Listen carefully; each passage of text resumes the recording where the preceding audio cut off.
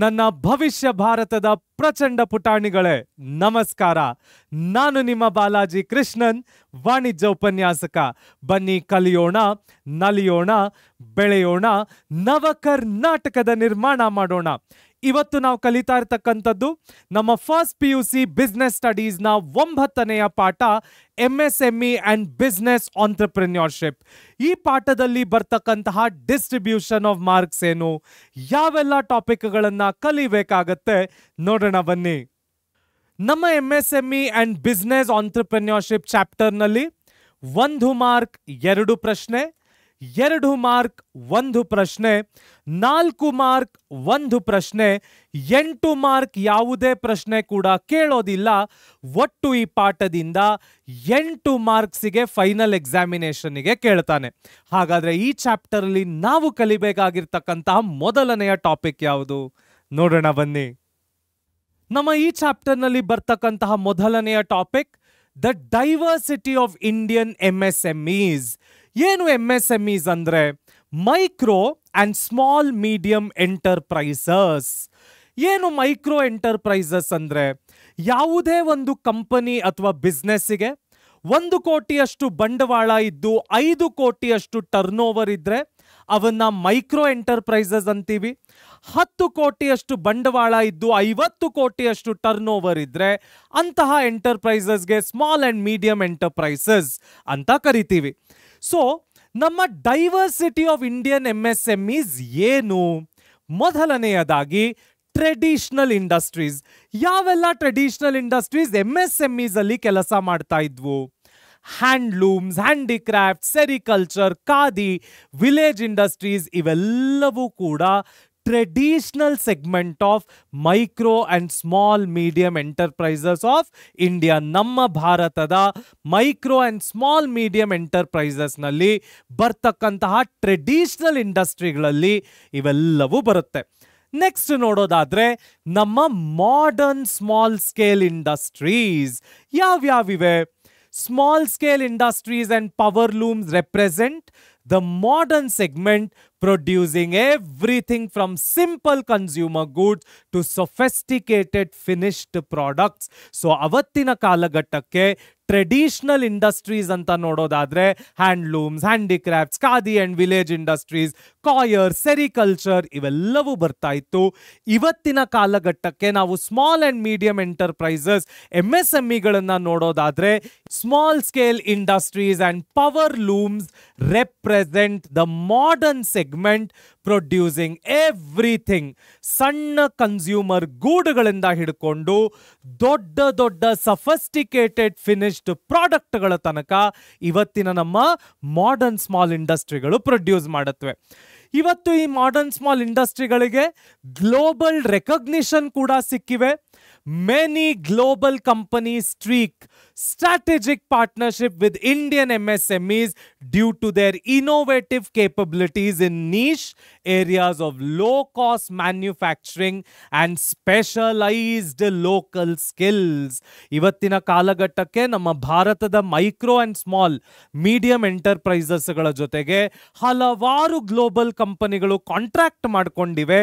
ಯಾಕೆ ಈ ಕಾಂಟ್ರಾಕ್ಟ್ಗಳನ್ನು ಮಾಡಿಕೊಂಡು ಗ್ಲೋಬಲ್ ರೆಕಗ್ನಿಷನ್ ಕೊಡ್ತಾ ಇದೆ? ಮೊದಲಿಗೆ ಇನೋವೇಟಿವ್ ಸ್ಕಿಲ್ಸ್, ನಂತರ ಮಾತನಾಡೋದಾದ್ರೆ ನಮ್ಮ ಹತ್ರ ಇರ್ತಕ್ಕಂತಹ local talent, minimum cost of labour, maximum output ಕೊಡ್ತಕ್ಕಂತಹ ಕೇಪಬಿಲಿಟಿ ಇರೋದು ನಮ್ಮ ಭಾರತೀಯ ಲೇಬರ್ಗಳಿಗೆ ಮಾತ್ರ. ನೆಕ್ಸ್ಟ್ ನೋಡೋದಾದ್ರೆ the MSME sector in India is remarkably diverse, encompassing both traditional and modern small scale industries. This diversity allows the sector to contribute to various aspects of the economy, from preserving cultural heritage to driving technological innovation. ಸಣ್ಣ ಸಣ್ಣ cultural heritage ಇಂದ ದೊಡ್ಡ ದೊಡ್ಡ technological innovation ತನಕ ಇವತ್ತಿನ ನಮ್ಮ small medium enterprises, micro enterprises ಕೆಲಸ ಮಾಡ್ತಾ ಇವೆ ಅಂದ್ರೆ ಅದು ಖಂಡಿತ ಎಕ್ಸಾಜುರೇಷನ್ ಅಲ್ಲ, ಉತ್ಪ್ರೇಕ್ಷೆ ಅಲ್ಲ. ಆ ಮಟ್ಟಕ್ಕೆ ಇವತ್ತು ನಮ್ಮ ಮೈಕ್ರೋ ಸ್ಮಾಲ್ ಮೀಡಿಯಂ ಎಂಟರ್ಪ್ರೈಸಸ್ಗಳು ಬೆಳೆದು ನಿಂತಿವೆ. ಹಾಗಾದ್ರೆ ನೆಕ್ಸ್ಟ್ ಯಾವ ಟಾಪಿಕ್ ಕಲಿಯಕ್ಕೆ ಸಿಗತ್ತೆ ನೋಡೋಣ ಬನ್ನಿ. ನಮ್ಮ ಮುಂದಿನ topic MSMEs in space technology. Micro and small medium enterprises space ಟೆಕ್ನಾಲಜಿನ ಸರ್ ಏನ್ ಹೇಳ್ತಾ ಇದ್ದಾರೆ? ಇವತ್ತಿನ ಕಾಲಘಟ್ಟಕ್ಕೆ ಇರ್ತಕ್ಕಂತಹ ಮೆಜಾರಿಟಿ ಆಫ್ ದ ಸ್ಟಾರ್ಟ್ಅಪ್ಸ್, ಅದು IT ಅಲ್ಲಾಗಿರ್ಬೋದು ಅಥವಾ ಯಾವುದೇ ಮ್ಯಾನ್ಯುಫ್ಯಾಕ್ಚರಿಂಗ್ ಸೆಕ್ಟರ್ ಅಲ್ಲಾಗಿರ್ಬೋದು, ನಾನು ಹೇಳ್ದಂಗೆ ಪವರ್ ಲೂಮ್, ಹ್ಯಾಂಡ್ಲೂಮ್ ಸೆಕ್ಟರ್ಗಳಲ್ಲಾಗಿರ್ಬೋದು, ಈಗ ನಾವು ಮಾತಾಡ್ತಾ ಇರ್ತಕ್ಕಂಥದ್ದು ಸ್ಪೇಸ್ ಸೆಕ್ಟರ್ನಲ್ಲಾಗಿರ್ಬೋದು, ಎಲ್ಲ ಸೆಕ್ಟರ್ನಲ್ಲೂ ಇವತ್ತು ಮೈಕ್ರೋ ಅಂಡ್ ಸ್ಮಾಲ್ ಮೀಡಿಯಂ ಎಂಟರ್ಪ್ರೈಸಸ್ಗಳು ಕೆಲಸ ಮಾಡ್ತಾ ಇವೆ. ಆ ರೀತಿಯಲ್ಲಿ ಆ ದಿಕ್ಕಿನಲ್ಲಿ ಭಾರತದ ಸ್ಟಾರ್ಟ್ಅಪ್ ಕಲ್ಚರ್ ಬೆಳೆದಿದೆ ಅಂದರೆ ಅದು ಖಂಡಿತ ಎಕ್ಸಾಜುರೇಷನ್ ಆಗಲ್ಲ. ನಮ್ಮ MSMEಗಳು ಸ್ಪೇಸ್ ಟೆಕ್ನಾಲಜಿಯಲ್ಲಿ ಯಾವ ಕೆಲಸಗಳು ಮಾಡಿವೆ? ಮೊದಲನೆಯದಾಗಿ Mangalyaan components. MSME tool rooms provided at least 10 components for India's first interplanetary space mission Mangalyaan. 2014ರಲ್ಲಿ ಮಂಗಳಯಾನ ಒಂದು ಬಹಳ ದೊಡ್ಡ ಸಕ್ಸಸ್ ಆಯಿತು. ಆ ಮಂಗಳಯಾನಕ್ಕೆ ಏನು ನಾವು ರಾಕೆಟ್ ಅನ್ನ ಕಳಿಸಿದ್ವಿ, ಆ ಮಂಗಳಯಾನ ಮಿಷನದಲ್ಲಿ ಭಾರತೀಯದ MSME ಕಂಪನಿಗಳು ಅಟ್ಲೀಸ್ಟ್ 10 ಕಾಂಪೊನೆಂಟ್ಗಳನ್ನ ಸಪ್ಲೈ ಮಾಡಿದ್ದಾರೆ ಅಂದರೆ ಅದು ಭಾರತದ ಸ್ಟಾರ್ಟ್ಅಪ್ ಕಲ್ಚರಿಗೆ ಒಂದು ಹೆಮ್ಮೆಯ ಗರಿ. ನೆಕ್ಸ್ಟ್ ನೋಡೋದಾದ್ರೆ ಚಂದ್ರಯಾನ್ 2 ಕಾಂಟ್ರಿಬ್ಯೂಷನ್ಸ್.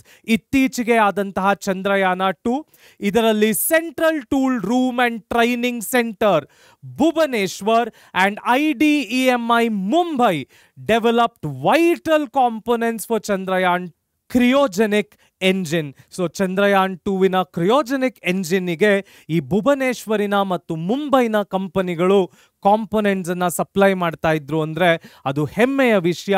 ಆ ಮಟ್ಟಕ್ಕೆ ನಮ್ಮ ದೇಶದ ಸ್ಟಾರ್ಟ್ಅಪ್ ಕಲ್ಚರ್ ಬೆಳೆದು ನಿಂತಿದೆ. Next critical systems. MSME contributed to navigational assemblies of the lunar orbiter and wheel assemblies for the lunar lander. Next ನೋಡೋದಾದ್ರೆ MSMEs have made significant contributions to India's space program, demonstrating that they are not just limited to small business operation. Their impact extends groundbreaking national missions, highlighting their critical role in India's technological advancement and future growth. ಇವತ್ತಿನ micro small medium ಎಂಟರ್ಪ್ರೈಸಸ್ಗಳು ಬರೀ ಅವರನ್ನವರೇ village industries, khadi industries, ಯಾವುದೋ ಒಂದು ಹಳ್ಳಿ tyre 2 tyre 3 ಸಿಟೀಸ್ಗಳಿಗೆ restrict ಮಾಡ್ಕೊಂಡಿಲ್ಲ. ಇವತ್ತಿನ micro and small medium ಎಂಟರ್ಪ್ರೈಸಸ್ಗಳು ಭಾರತದ Chandrayaan mission ಆಗಿರ್ಬೋದು, ಭಾರತದ ಮಂಗಳಯಾನ್ ಮಿಷನ್ ಆಗಿರ್ಬೋದು, ಈ ತರ ಹಲವಾರು ಸ್ಪೇಸ್ ಟೆಕ್ನಾಲಜಿಯಲ್ಲಿ ಕೆಲಸ ಮಾಡ್ತಾ ಇವೆ, ಕಾಂಪೊನೆಂಟ್ಗಳನ್ನ ಸಪ್ಲೈ ಮಾಡ್ತಾ ಇವೆ. ಇಡೀ ದೇಶದ ಫ್ಯೂಚರ್ ಗ್ರೋತಿಗೆ ಈ ಸ್ಟಾರ್ಟ್ಅಪ್ಗಳು, ಈ ಮೈಕ್ರೋ ಅಂಡ್ ಸ್ಮಾಲ್ ಮೀಡಿಯಂ ಎಂಟರ್ಪ್ರೈಸಸ್ಗಳು ಒಂದು ಮೈಲಿಗಲ್ಲನ್ನ ಸೃಷ್ಟಿ ಮಾಡಿದೆ ಅಂದ್ರೆ ಅದು ಖಂಡಿತ ಉತ್ಪ್ರೇಕ್ಷೆ ಅಲ್ಲ, ಎಕ್ಸಾಜುರೇಷನ್ ಅಲ್ಲ. ಆ ಮಟ್ಟಕ್ಕೆ ಇವತ್ತು ನಮ್ಮ ಮೈಕ್ರೋ ಅಂಡ್ ಸ್ಮಾಲ್ ಮೀಡಿಯಂ ಎಂಟರ್ಪ್ರೈಸಸ್ಗಳು ಬೆಳೆದು ನಿಂತಿವೆ. ಹಾಗಾದ್ರೆ ನೆಕ್ಸ್ಟ್ ಏನು ಕಲಿಯಕ್ಕೆ ಸಿಗತ್ತೆ ನೋಡೋಣ ಬನ್ನಿ. ಮುಂದಿನ topic definition of MSMEs in India. Micro and small medium ಎಂಟರ್ಪ್ರೈಸಸ್ಗಳಿಗೆ ಏನು ಎಕ್ಸಾಕ್ಟ್ ಡೆಫಿನಿಷನ್? ಮೊದಲನೆಯದು, ಮೈಕ್ರೋ ಎಂಟರ್ಪ್ರೈಸಸ್ ಅಂದ್ರೆ ನಾನು ಈಗಾಗಲೇ ನಿಮಗೆ ಹೇಳಿದ ಹಾಗೆ 1 ಕೋಟಿಯಷ್ಟು ಬಂಡವಾಳವನ್ನ ಪ್ಲಾಂಟ್ ಅಂಡ್ ಮೆಷಿನರಿ ಮೇಲೆ ಈ ಕಂಪನಿಗಳು ಹಾಕಿರಬೇಕು. ಅವರ ಟರ್ನ್ ಓವರ್ 5 ಕೋಟಿಗಿಂತ ಜಾಸ್ತಿ ಆಗೋ ಹಾಗಿಲ್ಲ. ಫೈನಲ್ ಎಕ್ಸಾಮಿನೇಷನ್ನಲ್ಲಿ ಕೇಳ್ತಾನೆ, define micro enterprises, define small enterprises, define small and medium enterprises. ಆ ಸಮಯದಲ್ಲಿ ಈ 2 ನಂಬರ್ಗಳನ್ನ ನೀವು ಕೋಟ್ ಮಾಡಿ ಬರಿಬೇಕಾಗತ್ತೆ. ಯಾವುದೇ ಒಂದು ಸಂಸ್ಥೆಗೆ, ಯಾವುದೇ ಒಂದು ಆರ್ಗನೈಸೇಷನ್ಗೆ 1 ಕೋಟಿಯಷ್ಟು ಬಂಡವಾಳ ಇದ್ದು ಅವರ ಟರ್ನ್ ಓವರ್ 5 ಕೋಟಿಗಿಂತ ಜಾಸ್ತಿ ಆಗದೆ ಹೋದ್ರೆ ಅಂತಹ ಕಂಪನಿಗಳಿಗೆ, ಅಂತಹ ಆರ್ಗನೈಸೇಷನ್ಗಳಿಗೆ ಮೈಕ್ರೋ ಎಂಟರ್ಪ್ರೈಸಸ್ ಅಂತ ಕರಿತೀವಿ. ನೆಕ್ಸ್ಟ್ ನೋಡೋದಾದ್ರೆ ಸ್ಮಾಲ್ ಎಂಟರ್ಪ್ರೈಸಸ್. ಸೊ 10 ಕೋಟಿಯಷ್ಟು ಬಂಡವಾಳ, ನಾನು ಹೇಳಿದ ಹಾಗೆ 50 ಕೋಟಿಯಷ್ಟು ಟರ್ನ್ ಓವರ್ ಇರಬೇಕಾಗತ್ತೆ. ಇವಕ್ಕೆ ನಾವೇನಂತ ಕರಿತೀವಿ? ಸ್ಮಾಲ್ ಎಂಟರ್ಪ್ರೈಸಸ್ ಅಂತ ಕರಿತೀವಿ. ನೆಕ್ಸ್ಟ್ ಮೀಡಿಯಂ ಸ್ಕೇಲ್ ಅಥವಾ ಮೀಡಿಯಂ ಎಂಟರ್ಪ್ರೈಸಸ್ ನೋಡೋದಾದ್ರೆ 50 ಕೋಟಿಯಷ್ಟು ಬಂಡವಾಳ, 250 ಕೋಟಿಯಷ್ಟು ಟರ್ನ್ ಓವರ್ ಇರಬೇಕು, ಅದನ್ನ ಎಕ್ಸೀಡ್ ಆಗಬಾರ್ದು. ಅಂತಹ ಸಂದರ್ಭಗಳಲ್ಲಿ ಆ ಕಂಪನಿಗಳನ್ನ, ಆ ಸಂಸ್ಥೆಗಳನ್ನ, ಆರ್ಗನೈಸೇಷನ್ಗಳನ್ನ ಮೀಡಿಯಂ ಎಂಟರ್ಪ್ರೈಸಸ್ ಅಂತ ಕರಿತೀವಿ. ಸೊ ಮೈಕ್ರೋ ಎಂಟರ್ಪ್ರೈಸಸ್ ಅಂದ್ರೆ 1 ಕೋಟಿಯಷ್ಟು ಬಂಡವಾಳ ಇದ್ದು ಲೆಸ್ ದ್ಯಾನ್ 5 crores ಅಷ್ಟು ಟರ್ನ್ ಓವರ್ ಇರಬೇಕು. ಸ್ಮಾಲ್ ಎಂಟರ್ಪ್ರೈಸಸ್ ಅಂದ್ರೆ 10 ಕೋಟಿಯಷ್ಟು ಬಂಡವಾಳ ಇದ್ದು 50 ಕೋಟಿಗೂ ಕಡಿಮೆ ನಮಗೆ ಟರ್ನ್ ಓವರ್ ಸಿಗಬೇಕಾಗತ್ತೆ. ಮೀಡಿಯಂ ಎಂಟರ್ಪ್ರೈಸಸ್ ಅಂದ್ರೆ 50 ಕೋಟಿಯಷ್ಟು ಬಂಡವಾಳವನ್ನ ಇಟ್ಕೊಂಡು 250 ಕೋಟಿಗೂ ಕಡಿಮೆಯಷ್ಟು ಟರ್ನ್ ಓವರ್ ಅನ್ನ ಕಂಪನಿಗಳು ಇಟ್ಕೊಳ್ಬೇಕಾಗತ್ತೆ. ಇಲ್ಲಿ ನೀವು ಏನ್ ಅಬ್ಸರ್ವ್ ಮಾಡಬಹುದು ಅಂದ್ರೆ ಇವೆಲ್ಲದಕ್ಕೂ ಕೂಡ 1:5 ರೇಷಿಯೋ ಇದೆ. 1 ಕೋಟಿಯಷ್ಟು ಬಂಡವಾಳ 5 ಕೋಟಿಯಷ್ಟು ಸೇಲ್ಸ್, 10 ಕೋಟಿ ಬಂಡವಾಳ 50 ಕೋಟಿ ಸೇಲ್ಸ್, 50 ಕೋಟಿ ಬಂಡವಾಳ 250 ಕೋಟಿ ಸೇಲ್ಸ್. ಸೊ ಇಲ್ಲಿ ಸರ್ಕಾರ 1:5 1:5 ಅನುಪಾತದಲ್ಲಿ, ರೇಷಿಯೋದಲ್ಲಿ ಈ ಟರ್ನ್ ಓವರ್ ಮತ್ತು ಬಂಡವಾಳವನ್ನ ಡಿಸೈಡ್ ಮಾಡಿದ್ದಾರೆ. So the definition of MSMEs in India is based on investment in plant and machinery and the turnover. This approach considers India's social economic environment where capital is scarce and labor is abundant. ಅದಕ್ಕೆ ನಾವು ಹೇಳೋದು ನಮ್ಮ ದೇಶ labour intensive ದೇಶ. ನಮ್ಮ ದೇಶದಲ್ಲಿ ನಾವು ಕ್ಯಾಪಿಟಲ್ಗಳನ್ನ ಹಾಕಿ ಟೆಕ್ನಾಲಜಿಯ ಮೇಲೆ ಬಂಡವಾಳ ಹಾಕ್ತಕ್ಕಂಥದ್ದು ವೆರಿ ರೇರ್ ಮತ್ತು ಕಷ್ಟ ಕೂಡ. ಯಾಕೆಂದ್ರೆ ಕ್ಯಾಪಿಟಲ್ ಅಬಂಡೆಂಟ್ ಆಗಿ ಅವೈಲಬಲ್ ಇಲ್ಲ. ದೇಶದಲ್ಲಿ ದುಡ್ಡಿಗೆ ಯಾವತ್ತಿಗೂ ಕೊರತೆ ಇದೆ, ಅದು ಇದ್ದೇ ಇದೆ. ಆದ್ರೆ ಲೇಬರಿಗೆ ಆ ರೀತಿಯ ಯಾವುದೇ ಕೊರತೆ ಇಲ್ಲ. ಸೊ ಎಲ್ಲ ಕೆಲಸಗಳನ್ನು ನಾವು ಲೇಬರ್ ಇಂಟೆನ್ಸಿವ್ ಪ್ರೊಡಕ್ಷನ್, ಮಾನವ ಸಂಪನ್ಮೂಲಗಳನ್ನ ಇಟ್ಕೊಂಡು ಪ್ರೊಡಕ್ಷನ್ ಮಾಡ್ತಕ್ಕಂತಹ ಕಲ್ಚರಿನಲ್ಲಿ ನಾವು ನಮ್ಮ ಕಂಪನಿಗಳನ್ನ ಬೆಳೆಸ್ತಾ ಇದ್ದೇವೆ. ಸೊ ನೆಕ್ಸ್ಟ್ ನೋಡೋದಾದ್ರೆ the MSME Act of 2006 provides a single legal framework for micro, small and medium enterprises addressing the issues regarding definition, credit, marketing and technological upgradation. So ಅದು ನಮ್ಮ ಡೆಫಿನಿಷನ್ ಆಗಿರ್ಬೋದು, ಮಾರ್ಕೆಟಿಂಗ್ ಆಗಿರ್ಬೋದು ಅಥವಾ ಟೆಕ್ನಾಲಜಿಕಲ್ ಅಪ್ಗ್ರೇಡೇಷನ್ ಆಗಿರ್ಬೋದು, ಇವೆಲ್ಲವಕ್ಕೂ ಕೂಡ MSME Act 2006 clear definition ಅನ್ನ ಕೊಟ್ಟು ಎಲ್ಲ ಕನ್ಫ್ಯೂಷನ್ಗಳನ್ನು ದೂರ ಮಾಡುತ್ತೆ. Interestingly micro enterprises constitutes 99.4% of all MSMEs in India, while small enterprises accounts only for 0.52. 100 ಸ್ಟಾರ್ಟ್ಅಪ್ಗಳಲ್ಲಿ 99.4 ಅಷ್ಟು ಸ್ಟಾರ್ಟ್ಅಪ್ಗಳು ಮೈಕ್ರೋ ಎಂಟರ್ಪ್ರೈಸಸ್, 1 ಕೋಟಿಯಷ್ಟು ಬಂಡವಾಳ, 5 ಕೋಟಿಯಷ್ಟು ಸೇಲ್ಸ್. 0.52 ಅಷ್ಟೇ ಮಾತ್ರನೇ ಸ್ಮಾಲ್ ಎಂಟರ್ಪ್ರೈಸಸ್. ಸ್ಮಾಲ್ ಎಂಟರ್ಪ್ರೈಸಸ್ ಅಂದ್ರೆ ಏನರ್ಥ? 10 ಕೋಟಿಯಷ್ಟು ಬಂಡವಾಳ, 50 ಕೋಟಿಯಷ್ಟು sales. And medium enterprises are just 0.1%. So this distribution highlights the predominance of very small businesses in India's economic landscape. ಅದರಲ್ಲೂ ಈ 99.4 ಅಂತ ನಾವೇನ್ ಮಾತಾಡ್ತಾ ಇದ್ದೀವಿ ಮೈಕ್ರೋ ಎಂಟರ್ಪ್ರೈಸಸ್, ಮೆಜಾರಿಟಿ ಹಳೇ ಕಾಲದ ಮಾರ್ವಾಡಿ ಅಂಗಡಿಗಳು, ಮಾರ್ವಾಡಿ ಬಿಸ್ನೆಸ್ಗಳು, ಶೆಟ್ರ್ ಬಿಸ್ನೆಸ್ಗಳು, ಪ್ರಾವಿಷನ್ ಸ್ಟೋರ್ಗಳು ಈ ತರವೇ ಇರುತ್ತೆ. ಉಳಿದಂತಹ ಏನು ಡಿಸ್ಟ್ರಿಬ್ಯೂಷನ್ ಇದೆ ಅದು 0.52 ಮತ್ತು 0.1. ಅದು ಇತ್ತೀಚೆಗೆ ಬಂದಿರತಕ್ಕಂತಹ IT ಸ್ಟಾರ್ಟ್ಅಪ್ಗಳಾಗಿರ್ಬೋದು, ಮ್ಯಾನ್ಯುಫ್ಯಾಕ್ಚರಿಂಗ್ ಸ್ಟಾರ್ಟ್ಅಪ್ಗಳಾಗಿರ್ಬೋದು, ಅವಕ್ಕೆ ಬರುತ್ತೆ. ಹಾಗಾದ್ರೆ ನೆಕ್ಸ್ಟ್ ನಮಗೆ ಏನು ಕಲಿಯಕ್ಕೆ ಸಿಗತ್ತೆ ನೋಡೋಣ ಬನ್ನಿ. ಮುಂದಿನ topic village and cottage industries. ಏನು ವಿಲೇಜ್ ಇಂಡಸ್ಟ್ರೀಸ್ ಮತ್ತು ಕಾಟೇಜ್ ಇಂಡಸ್ಟ್ರೀಸ್ ಅಂದ್ರೆ ಅರ್ಥ? ಮೊದಲಿಗೆ village industries refers to any industries located in rural areas that produces or renders services and goods with or without power. ಯಾವುದೇ ಒಂದು ಸಂಸ್ಥೆ ನಮ್ಮ ದೇಶದ ಹಳ್ಳಿಗಳಲ್ಲೂ ಎಸ್ಟಾಬ್ಲಿಷ್ ಆಗಿದ್ದು ಆ ಸಂಸ್ಥೆ ಎಲೆಕ್ಟ್ರಿಸಿಟಿಯನ್ನು ಉಪಯೋಗಿಸಿಕೊಂಡಾಗಿರ್ಬೋದು, ಎಲೆಕ್ಟ್ರಿಸಿಟಿಯನ್ನು ಉಪಯೋಗಿಸಿಕೊಳ್ಳದೆ ಆಗಿರ್ಬೋದು, ಸರ್ವಿಸಸ್ ಮತ್ತು ಗೂಡ್ಸ್ಗಳನ್ನು ಜನರಿಗೆ ಡೆಲಿವರ್ ಮಾಡಿದ್ರೆ ಅಂತಹ ಇಂಡಸ್ಟ್ರಿಗಳನ್ನು ನಾವು ವಿಲೇಜ್ ಇಂಡಸ್ಟ್ರಿಗಳು ಅಂತ ಕರಿತೀವಿ. ಯಾವುದು ಈ ಎಲೆಕ್ಟ್ರಿಸಿಟಿ ಬೇಕಾಗಿರ್ತಕ್ಕಂತಹ ಇಂಡಸ್ಟ್ರಿಗಳು? ಸೀರೆ ನೈಯೋದಾಗಿರ್ಬೋದು, ಕೆಲವೊಮ್ಮೆ ಮೆಷಿನ್ಗಳಲ್ಲಿ ನೈತಾರೆ, ಎಲೆಕ್ಟ್ರಿಸಿಟಿಗಳು ಬೇಕಾಗುತ್ತೆ. ಕೈಯಲ್ಲಿ ನೈಯೋ ಅಭ್ಯಾಸ ಇದೆ, ಅದಕ್ಕೆ ಯಾವುದೇ ಎಲೆಕ್ಟ್ರಿಸಿಟಿಯ ಅವಶ್ಯಕತೆ ಇಲ್ಲ. ಅಗರಬತ್ತಿ ಫ್ಯಾಕ್ಟರಿಗಳಾಗಿರ್ಬೋದು, ಈ ಅಗರಬತ್ತಿಗಳು ಅಷ್ಟೇ, ಕೆಲವರು ಕೈಯಲ್ಲಿ ಮಾಡ್ಕೊಳ್ತಾರೆ, ಅದಕ್ಕೆ ಪವರ್ ಬೇಕಾಗಿಲ್ಲ. ಮೆಷಿನರಿಗಳಲ್ಲಿ ನಡೆಸ್ತಾರೆ, ಅದಕ್ಕೆ ಪವರ್ ಬೇಕಾಗತ್ತೆ. ಸೊ ಈ ರೀತಿ ಪವರ್ ಇಲ್ಲದೆ ಪವರ್ ಇಟ್ಟುಕೊಂಡು ಯಾವುದೇ ರೀತಿಯಲ್ಲಾಗಿರ್ಬೋದು ವಿಲೇಜ್ ಅಂದ್ರೆ ಹಳ್ಳಿಗಳ ಮುಖೇನ ಸಂಸ್ಥೆಗಳನ್ನ ಹುಟ್ಟು ಹಾಕಿ ಜನರಿಗೆ ಗೂಡ್ಸ್ ಅಂಡ್ ಸರ್ವಿಸಸ್ ಅನ್ನ ಡೆಲಿವರ್ ಮಾಡ್ತಕ್ಕಂತಹ ಇಂಡಸ್ಟ್ರಿಗಳಿಗೆ ನಾವೇನಂತ ಕರಿತೀವಿ? Village industries. ಇದಕ್ಕೆ fixed capital investment per artisan or worker is specified by the central government. ನಾನು ಯಾವುದೇ ಒಂದು ಇಂಡಸ್ಟ್ರಿಯನ್ನ, ಯಾವುದೇ ಒಂದು ಸಂಸ್ಥೆಯನ್ನ ಇದು ಸ್ಮಾಲ್ ಸ್ಕೇಲ್ ಇಂಡಸ್ಟ್ರಿ ಅಥವಾ ವಿಲೇಜ್ ಇಂಡಸ್ಟ್ರಿ ಅಂತ ಹೇಗೆ ಸ್ಪೆಸಿಫೈ ಮಾಡೋದು? ಆ ಇಂಡಸ್ಟ್ರಿಯಲ್ಲಿ ಪರ್ ವರ್ಕರ್ ಅಂದ್ರೆ ಪ್ರತಿ ಕೆಲಸಗಾರನಿಗೆ, ಪ್ರತಿ ಆರ್ಟಿಸನ್ನಿಗೆ ಎಷ್ಟು ದುಡ್ಡನ್ನ ಖರ್ಚು ಮಾಡ್ತಾ ಇದ್ದಾರೆ, ಎಷ್ಟು ಲೇಬರ್ ಅನ್ನ ಹಾಕ್ತಾ ಇದ್ದಾರೆ. ಅದಕ್ಕೆ ಸರ್ಕಾರದಿಂದ, ಕೇಂದ್ರ ಸರ್ಕಾರದಿಂದ ಒಂದಿಷ್ಟು ರೂಲ್ಸ್ಗಳಿವೆ. ಆ ರೂಲ್ಸಿನ ಮುಖೇನ ನಾವು ಆ ಸೆಗ್ರಿಗೇಷನ್ ಅನ್ನ ಮಾಡ್ತೇವೆ. ನೆಕ್ಸ್ಟ್ ನೋಡೋದಾದ್ರೆ, these industries are crucial for rural development and employment generation, helping prevent migration to urban areas. ಇವತ್ತಿನ ಕಾಲಘಟ್ಟಕ್ಕೆ ಎಲ್ಲ ಹಳ್ಳಿಯ ಮಕ್ಕಳು ಕೂಡ ಹಳ್ಳಿಗಳನ್ನ ಬಿಟ್ಟು ಸಿಟಿಗಳ ಕಡೆ ಬರ್ತಾ ಇದ್ದಾರೆ, ನಗರಗಳ ಕಡೆ ತಮ್ಮ ಕೆಲಸಗಳನ್ನ ಹುಡುಕೊಂಡು ಬರ್ತಾ ಇದ್ದಾರೆ. ಹಳ್ಳಿಗಳ ಕಡೆ ಸರಿಯಾಗಿ ಕೆಲಸಗಳು ಸಿಗ್ತಾ ಇಲ್ಲ, ಅವರು ಓದಿದ ತಕ್ಕನ ಹಾಗೆ ಕೆಲಸಗಳು ಸಿಗ್ತಾ ಇಲ್ಲ, ಆಪರ್ಚುನಿಟಿಗಳು ಸಿಗ್ತಾ ಇಲ್ಲ, ದುಡ್ಡುಗಳು ಸಿಗ್ತಾ ಇಲ್ಲ.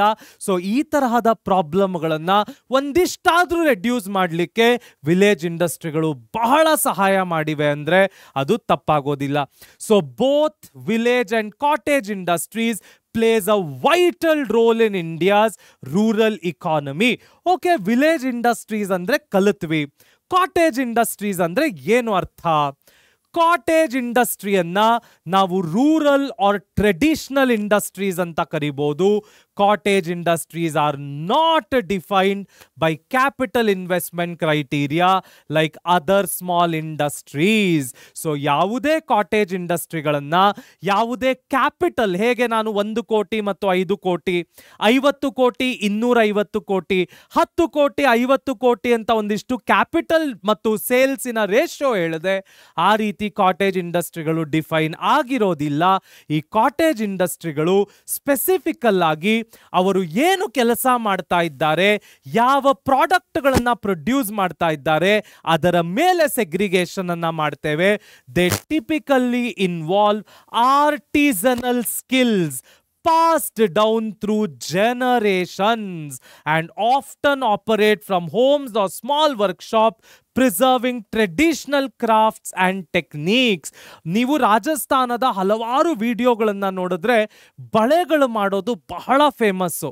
This is nothing but a cottage industry. Generations together ಇಂದ ಆ ಫ್ಯಾಮಿಲಿಯಲ್ಲಿ ಎಲ್ಲರೂ ಆ ಬಳೆ ಮಾಡುವಂತಹ ಕೆಲಸವನ್ನೇ, ವೃತ್ತಿಯನ್ನೇ ಹೊಂದಿರ್ತಾರೆ. ಕಾಟೇಜ್ ಇಂಡಸ್ಟ್ರಿ, ನೀವು UP ಬಿಹಾರದ ಹಲವಾರು ವಿಡಿಯೋಗಳನ್ನು ನೋಡಿದ್ರೆ ಈ UP ಬಿಹಾರದ ಕಡೆ ಅತ್ರ ಅಥವಾ ಇತ್ರ ಅಂತ ಏನು ಪರ್ಫ್ಯೂಮ್ ಅನ್ನ ಕರೀತಾರೆ, ಅದನ್ನ ಮಾಡ್ತಕ್ಕಂಥದ್ದು ಬಹಳ ಫೇಮಸ್. ಜನರೇಷನ್ಸ್ ಟುಗೆದರ್ ಇಂದ ಅವರು ಆ ಪರ್ಫ್ಯೂಮ್ ಅನ್ನ ಮಾಡೋದೇ ಅವರ ಬಿಸ್ನೆಸ್ ಆಗಿರುತ್ತೆ. Again it is a cottage industry. ಹಲವಾರು ಕಡೆ ನೀವು ಇನ್ಫ್ಯಾಕ್ಟ್ ಈ ದೋಸೆ ಊಟಗಳನ್ನ ಮಾಡೋದು ಕೂಡ ಒಂದು ರೀತಿಯ ಕಾಟೇಜ್ ಇಂಡಸ್ಟ್ರಿ ಅಂತ ನಾನು ಹೇಳಿಬಿಟ್ರೆ ಅದು ಖಂಡಿತ ತಪ್ಪಾಗೋದಿಲ್ಲ. ಯಾಕೆಂದ್ರೆ ಇವತ್ತು ನಮ್ಮ ವಿದ್ಯಾರ್ಥಿ ಭವನವನ್ನ ನೋಡಿದ್ರೆ ಹಲವಾರು ಜನರೇಷನ್ಗಳಿಂದ ವಿದ್ಯಾರ್ಥಿ ಭವನದಲ್ಲಿ ಜನರೇಷನ್ ಜನರೇಷನ್ ಆಫ್ಟರ್ ಜನರೇಷನ್ ದೋಸೆಗಳನ್ನ ಮಾಡಿಕೊಂಡು ಬರ್ತಾ ಇದ್ದಾರೆ. ಬೆಂಗಳೂರಿನ ಅತ್ಯದ್ಭುತವಾದ ದೋಸೆಯ ಸೆಂಟರ್ ಅದು. ನಮ್ಮ ಸೆಂಟ್ರಲ್ ಟಿಫನ್ ರೂಮ್, ನಮ್ಮ CTR, ಅದು ಕೂಡ ಜನರೇಷನ್ಸ್ ಟುಗೆದರ್ ದೋಸೆಗಳನ್ನ ಬೆಂಗಳೂರಿಗರಿಗೆ ಕೊಡ್ತಾ ಇದೆ. ಇವೆಲ್ಲವೂ ಏನಾಗುತ್ತೆ, ಕಾಟೇಜ್ ಇಂಡಸ್ಟ್ರಿಗಳಾಗತ್ತೆ. ಅದಕ್ಕೆ ಇರ್ತಕ್ಕಂತಹ ಲೈವ್ ಎಕ್ಸಾಂಪಲ್ಗಳಾಗತ್ತೆ. So it provides employment opportunities, preserves cultural heritage. ಇವತ್ತಿನ ಕಾಲಘಟ್ಟಕ್ಕೆ ಅದಷ್ಟೇ ಅಲ್ಲ, ನೀವು ಕುಂಬಾರರನ್ನ ನೋಡಿದ್ರೆ ಹಲವಾರು ಕುಂಬಾರರು ಜನರೇಷನ್ಸ್ ಟುಗೆದರ್ ಅವ್ರಿಗೆ ಆ ಕುಂಬಾರುವಿಕೆ ಕಲ್ತ್ಕೊಂಡು ಬಂದಿರ್ತಾರೆ. ಅವರೊಬ್ರು ಅದನ್ನ ಬಿಟ್ಬಿಟ್ರು ಅಂದ್ರೆ ಆ ಕಲ್ಚರೇ ಬಿಟ್ಟೋಗುತ್ತೆ. ಬಳೆ ಮಾಡೋದಾಗಿರ್ಬೋದು, ಈ ಪರ್ಫ್ಯೂಮ್ಗಳು ಮಾಡೋದಾಗಿರ್ಬೋದು, ಅತ್ಯದ್ಭುತವಾದ ರುಚಿಕರವಾದ ಖಾದ್ಯಗಳನ್ನ ಮಾಡೋದಾಗಿರ್ಬೋದು. ನೀವು ಹಲವಾರು ಜಾಗಗಳಲ್ಲಿ ನೋಡಿರ್ತೀರ. ಉಡುಪಿಯ ಖಾದ್ಯ ಭವನ, ಉಡುಪಿಯ ರೆಸ್ಟೋರೆಂಟ್, ಉಡುಪಿ ಗ್ರ್ಯಾಂಡ್, ಈ ತರ ಹಲವಾರು ಉಡುಪಿಯ ಹೆಸರನ್ನಿಟ್ಕೊಂಡು ಹೋಟೆಲ್ಗಳನ್ನ ಶುರು ಮಾಡಿರ್ತಾರೆ.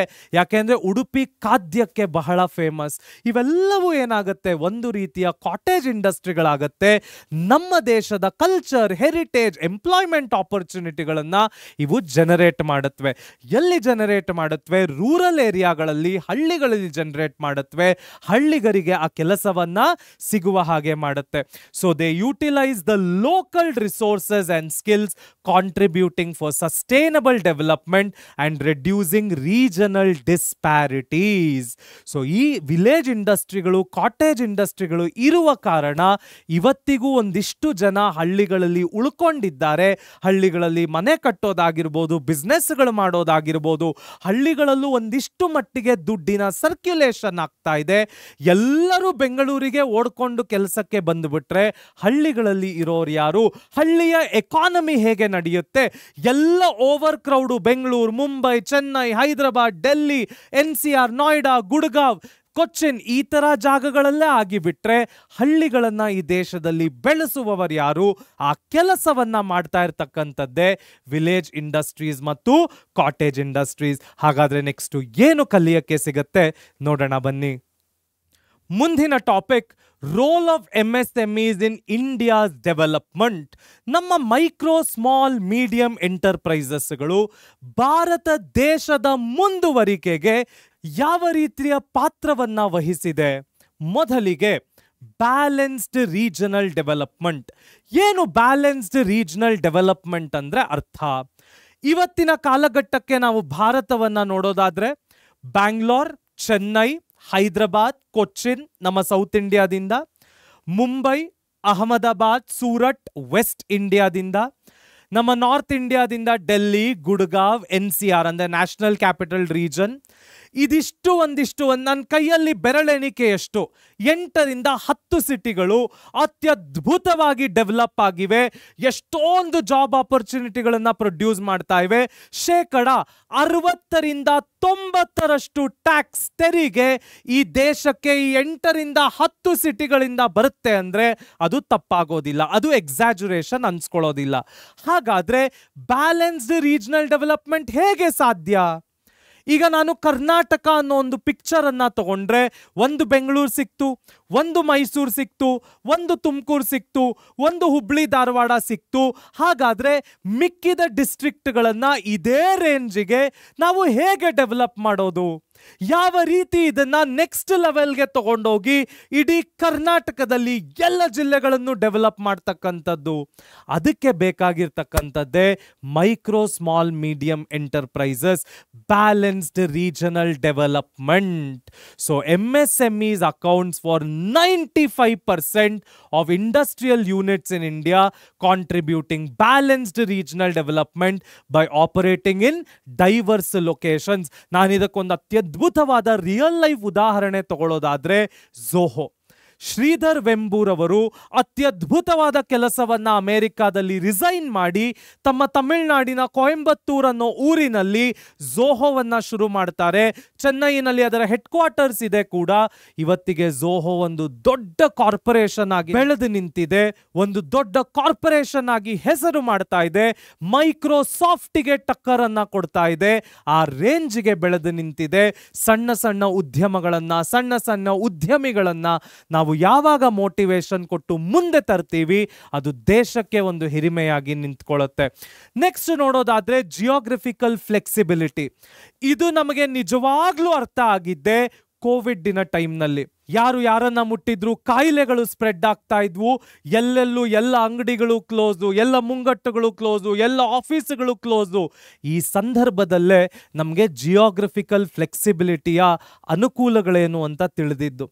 ಅವತ್ತಿನ ಕಾಲಘಟ್ಟಕ್ಕೆ ಎಲ್ಲವೂ ವರ್ಕ್ ಫ್ರಮ್ ಹೋಮ್ ಇತ್ತು. ಬೇರೆ ಬೇರೆ ಬೇರೆ ಬೇರೆ ಜಾಗಗಳಿಂದ ಜನ ಕೆಲಸ ಮಾಡಲಿಕ್ಕೆ ಶುರು ಮಾಡಿದ್ರು.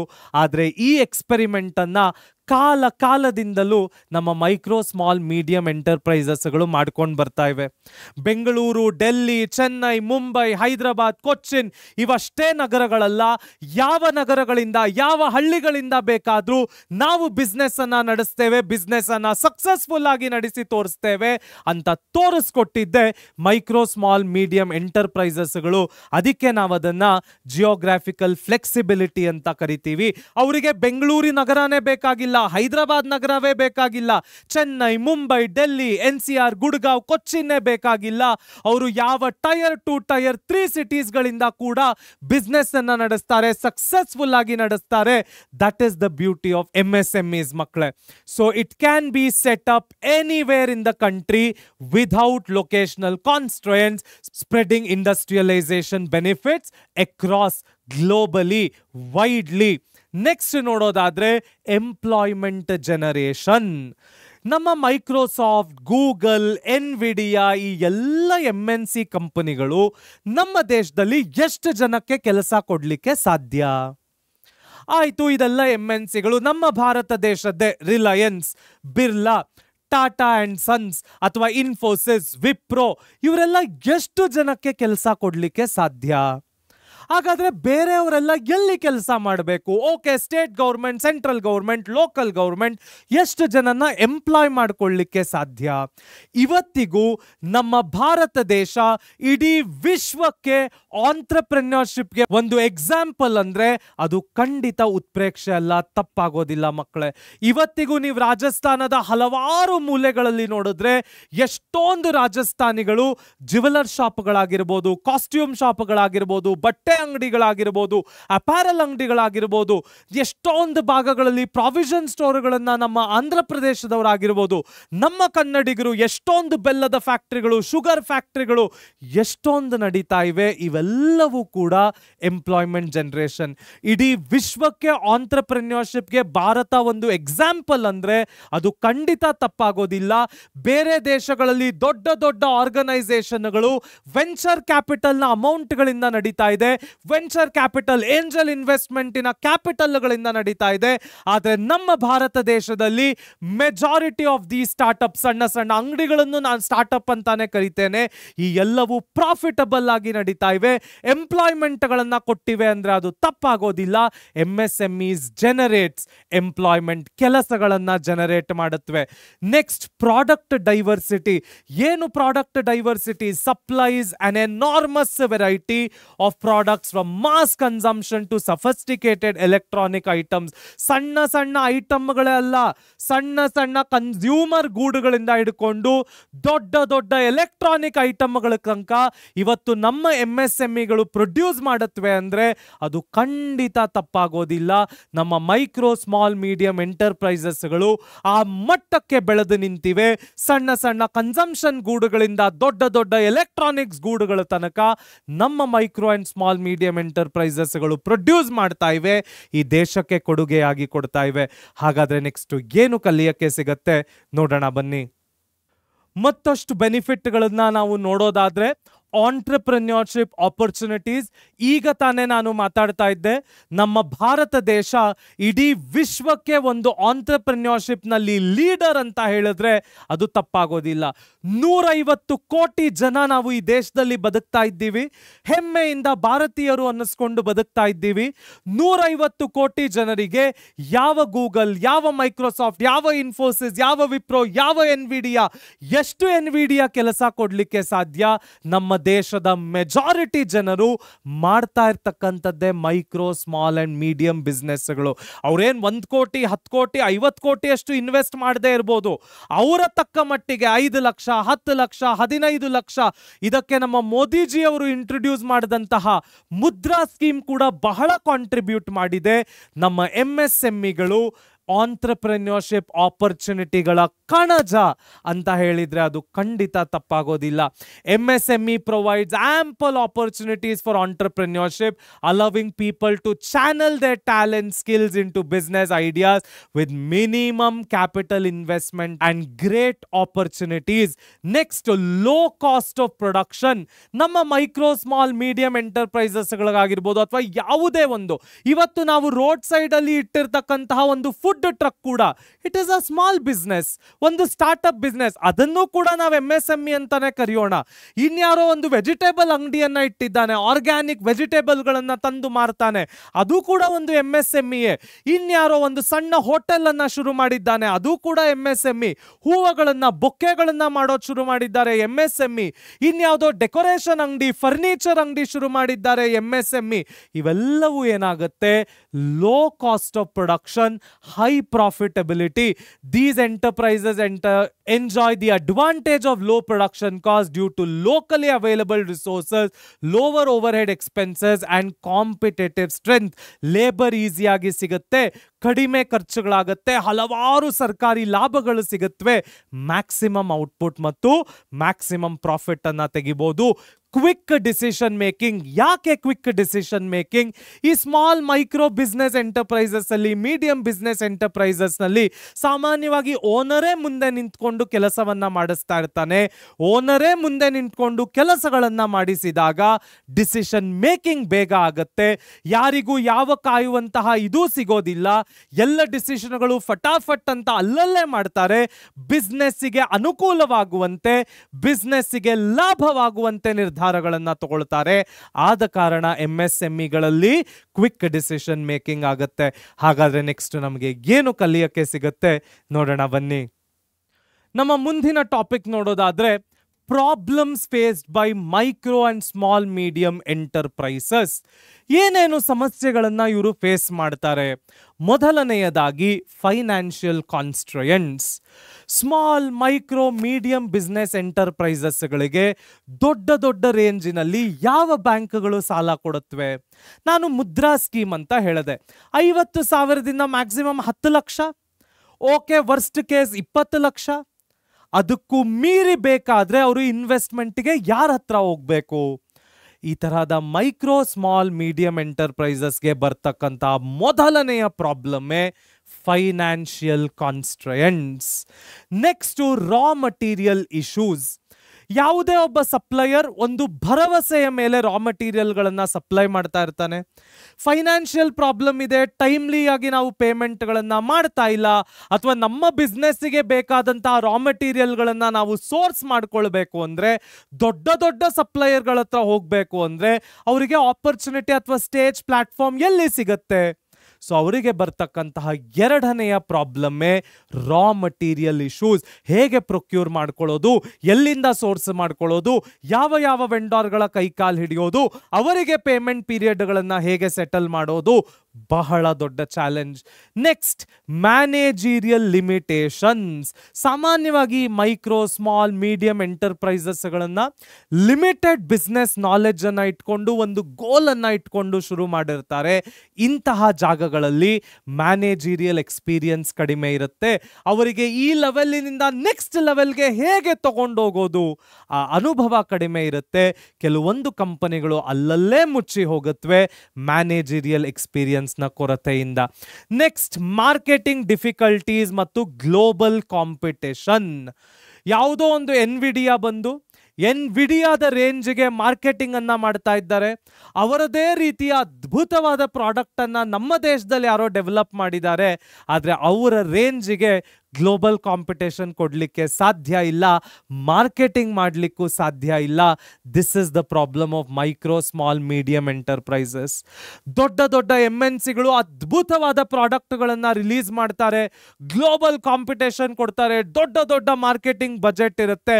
ಆ ರೀತಿಯ ಗ್ಲೋಬಲ್ ಕಾಂಪಿಟೇಷನ್ ಅನ್ನಾಗಲಿ ಆ ರೀತಿಯ ಮಾರ್ಕೆಟಿಂಗ್ ಬಜೆಟ್ ಅನ್ನಾಗಲಿ ನಮ್ಮ ಸ್ಮಾಲ್ ಮೈಕ್ರೋ ಮೀಡಿಯಂ ಎಂಟರ್ಪ್ರೈಸಸ್ಗಳು ಕೊಡಲಿಕ್ಕೆ ಸಾಧ್ಯವಿಲ್ಲ.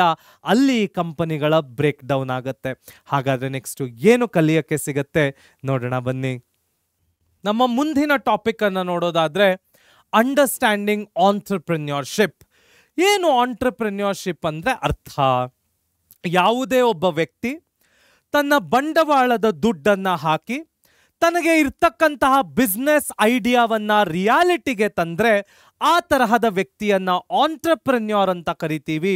ಅವನು ಮಾಡ್ತಕ್ಕಂತಹ ಕೆಲಸವನ್ನ, ಆ ಪ್ರೊಸೀಜರ್ವನ್ನ ನಾವು ಆಂಟ್ರಪ್ರೆನ್ಯೂರ್ಶಿಪ್ ಅಂತ ಕರಿತೀವಿ.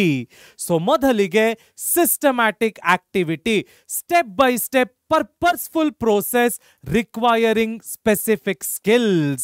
ಸೊ ಇದು ಸ್ಟೆಪ್ ಬೈ ಸ್ಟೆಪ್ ಒಂದು ಗೋಲ್ ಅನ್ನ ಇಟ್ಕೊಂಡಿರ್ತಾರೆ, ಆ ಗೋಲಿಗೆ ಆ ಪರ್ಟಿಕ್ಯುಲರ್ ಸ್ಕಿಲ್ ಬೇಕಾಗಿರುತ್ತೆ, ಆಗ ಮಾತ್ರ ಆಂಟ್ರಪ್ರೆನ್ಯೂರ್ಶಿಪ್ಗೆ ಕಾಲಿಡ್ಲಿಕ್ಕೆ ಸಾಧ್ಯ. Next lawful purpose, creating value for personal profit and social growth. Obviously ಯಾವುದೇ ಒಬ್ಬ ಮನುಷ್ಯ ಬಿಸ್ನೆಸ್ಸಿಗೆ ಬಂಡವಾಳವನ್ನ ಹಾಕ್ತಾ ಇದ್ದಾನೆ, ಬಿಸ್ನೆಸ್ಸಿಗೆ ದುಡ್ಡು ಹಾಕ್ತಾ ಇದ್ದಾನೆ ಅಂದ್ರೆ ಅವನು ಪರ್ಸನಲ್ ಗ್ರೋತ್ಗೂ ಆಗಿರುತ್ತೆ, ಸೊಸೈಟಿಯ ಗ್ರೋತ್ಗೂ ಆಗಿರುತ್ತೆ ಸತ್ಯ.